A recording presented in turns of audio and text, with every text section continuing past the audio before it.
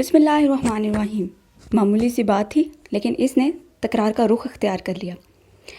ہوا کچھ یوں کہ جیسے ہی میں نے ایک دکان کے آگے گاڑی پارک کی، دکان پر بیٹھے مصر سے تعلق رکھنے والے شخص نے مجھے وہاں گاڑی کھڑی کرنے سے منع کیا، مگر چونکہ اذان ہونے والی تھی اور خدشہ تھا اگر میں نے پارکنگ ڈھونڈنے میں مزید 2-4 منٹ اور ضائع کر دیے تو دکانیں بند ہو جائیں گی اور مجھے گھر پہنچ کر دوبارہ بازار کا رخ کرنا پڑے گا۔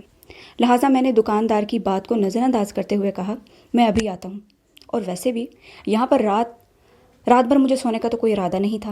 میری بات سن کر وہ چراغ پا ہو گیا اور بولا، مجھے ہر صورت میں گاڑی وہاں سے ہٹانا ہوگی۔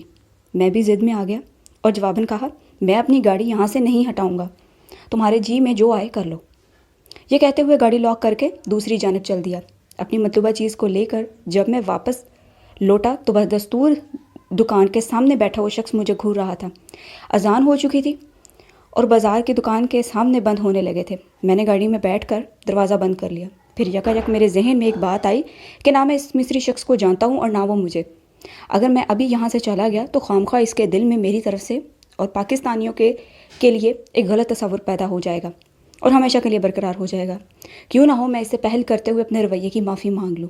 اسی خیال کے آتے ہوئے اپنی گاڑی سے اترا اور اس مصری شخص کے پاس پہنچ کر کہا، میرے بھائی، اگر تمہیں میری بات بری لگی ہو تو مجھے معاف کر دو، کیونکہ غلطی میری ہی ہے۔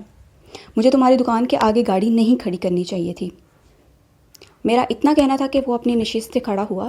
پہلے تو اس نے میرے ہاتھ چومے، پھر ماتھا چوما، بوسہ دیا اور اس کے بعد زاد و قطار رونا شروع کر دیا۔ میری سمجھ میں نہیں آ رہا تھا یکایک اس سے ہو کیا گیا ہے۔ کچھ دیر کے بعد اس نے ہچکیاں لیتے ہوئے کہا، تم یقین کرو، زندگی میں تم مجھے پہلے شخص ملے ہو جس نے اپنی غلطی تسلیم کی ہے۔